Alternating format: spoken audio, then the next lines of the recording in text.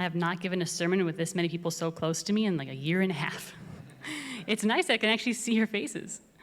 So, Shabbat Shalom. As a woman rabbi, I get a lot of questions. What does the Torah say about women being rabbis? Nothing. Can women wear a talit and kippah? I hope so. What does the Torah say? What does it say about being a wife or a good wife? Who are the famous Jewish women in the Torah and the Talmud? Not once has anyone ever asked me, what makes a good Jewish father? So I can imagine why that's true, that no one has ever asked me such a question. I am, suffice it to say, many things, but not a father. But I am a rabbi. Now, I have to say, it's part of the job description, I have to tell you, the Talmud very famously teaches a father must do several things for his children. He has to bring them into covenant with God. He has to teach them Jewish wisdom, has to teach them a trade, help them get a job, find them a spouse, teach them to swim. But very, very capable Jewish father, Rabbi Brian Strauss, has stood right here and talked about that very subject. So I assume that y'all are very well informed as far as that's concerned. So what are these other qualities of Jewish fatherhood? Luckily, we have a lot of good Jewish dads to look to for examples. There is Rashi. Rashi, this rabbi from the Middle Ages. He wrote commentary on the Torah and the Talmud. In a sense, he's the father of all of us who want to learn anything from the Torah or the Talmud to really deepen our knowledge of our beautiful and mysterious tradition. But that in and of itself is not what makes Rashi a great Jewish father. Rashi very famously had no sons, which was an unspeakable tragedy in ancient and medieval times. Undeterred, according to sources, Rashi educated his daughters in our ancient texts.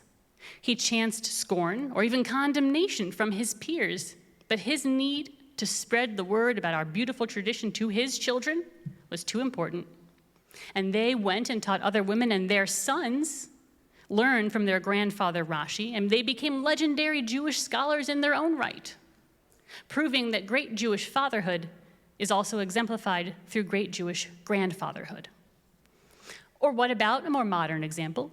Jonas Salk, who famously invented the polio vaccine. Polio ravaged generations of people. It was feared by everyone. Salk developed his vaccine, and he tested it on animal subjects, but he didn't have any human trials. So Salk tested his potentially revolutionary, potentially dangerous vaccine on himself, but not just himself. He tested it on his own sons. He must have been pretty sure it was going to work. But there must have been a little niggling doubt in the back of his mind, which makes me think about how all parents, we make the best decisions we can for our kids. We do the best we can with the information we have because we prize their safety and their health and happiness above everything else. Salk not only preserved his own children's health, but millions of children who later received this wonderful vaccine. But of course, when I think about great Jewish fathers, I think of my own great Jewish father, and also his uncle, my great-uncle Milton Ford. Growing up, I was a little confused over great-uncle. I called him Grandpa a lot of the time because, who has a great-uncle? Great-uncle Milt was my grandmother's elder brother, and their immigrant parents saved and scrimped so they could have enough money to send one child to college. And so away my great-uncle went. Their reasoning, of course, being one day he would get married and he'd need to support a family. And my grandmother would get married and be supported. As it turns out, my grandmother ended up being a single mother of 2 boys, and my great-uncle Milt never got married.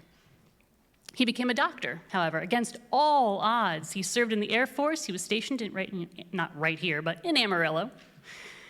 And though he never married or had any children of his own, he helped take care of his parents, his sister, his nephews, even his grandnephew and grandniece, until the day he died.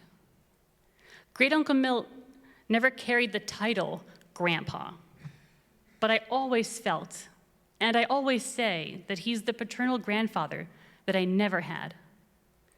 We talked to him weekly on the phone growing up. We went on family vacations all together. He and my grandmother would come out and visit us no matter wherever we ended up moving, they would come. He helped send me to college. He was so proud to see me go off to rabbinical school. He attended my wedding. He saw me become the rabbi, or a rabbi, of this very synagogue. And he never got to meet his great-grandnephew in person. But I know he would have simply melted. Great Uncle Milt was quiet. He was not a force of personality like my grandma. He worked so hard his whole life. He asked for no accolades, no fanfare. He just worked and cared for and worried over all the time, more than anything, his family. Because that's what great Jewish fathers and uncles and grandfathers and great-uncles and stepfathers and step-grandfathers and all the men who take on the mantle of father do.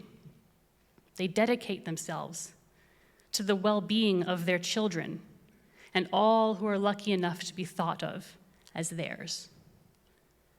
Right now, I would like to ask all the fathers here and all the men who take on that role for somebody to rise as our ark is opened for a very special blessing on this Father's Shabbat.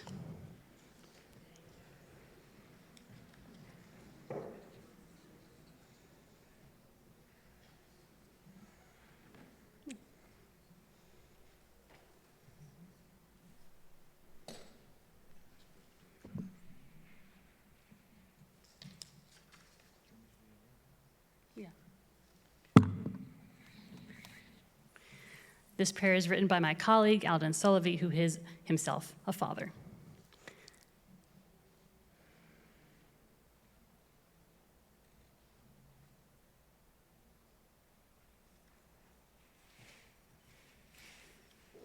He calls it a prayer for Dad. For our Father, a song of dignity and honor, guardian of mitzvot, keeper of truth, hand of protection and peace, we are blessed with our Father's humor and compassion, their zest for life and zeal for family. They remind us to open our lives to God's majesty and mystery, God's justice and mercy. They remind us to seek radiance and splendor, awe for creation and compassion for each other, and choose joy over grief and laughter over tears. God of fatherly patience and strength, bless all our families with love and all our fathers with vision, endurance, and hope. May their devotion inspire us all to righteousness and charity, guided by Torah. Bless their lives with abundance and their days with vigor, so that they may bring majesty and mystery to our lives and into the world. Blessed are you, God of our fathers, who provides just and righteous men in every generation. And let us all say, Amen.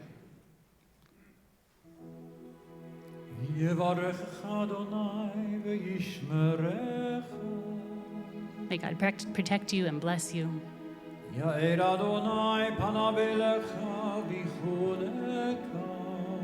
May the divine light shine upon you always.